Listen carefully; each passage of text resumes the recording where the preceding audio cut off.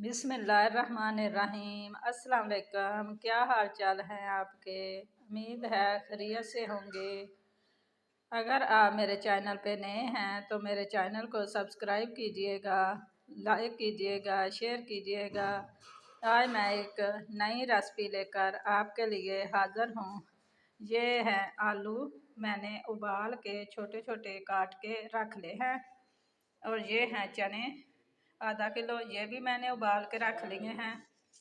और ये प्याज टमाटर हैं 2-3 अदद, ये भी मैंने छोटे छोटे काट लिए हैं।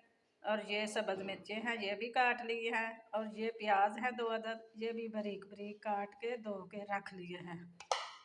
ये मैं चना चाट बनाने लगी हूँ, दही के बगैर, इमली वाली।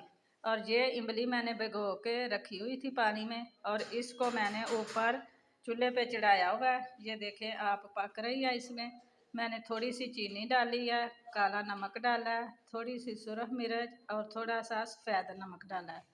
जब ये अच्छी तरह पक जाएगी, फिर मैं इनको गुटलियाँ निकाल के इनको ग्राइंड कर लूँगी।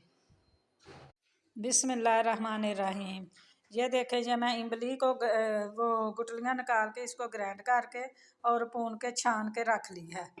और सबसे पहले मैं इसमें चने डालूँगी। एक खुला बर्तन लूँगी, इसमें चने डाल दूँगी। बिस्मिल्लाहिर्रहमानिर्रहीम। और अब ये सारी चीज़ें जो है ये मैं डाल दूँगी। बिस्मिल्लाहिर्रहमानिर्रहीम।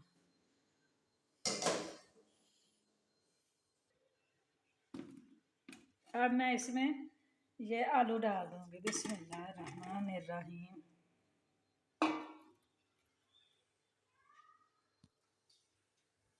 अब मैं इसमें ये चटनी डालूँगी। बिस्मिल्लाहिर्रहमानिर्रहीम। चटनी अपने हिसाब से डालनी है, देख लेना इनको मिक्स करके।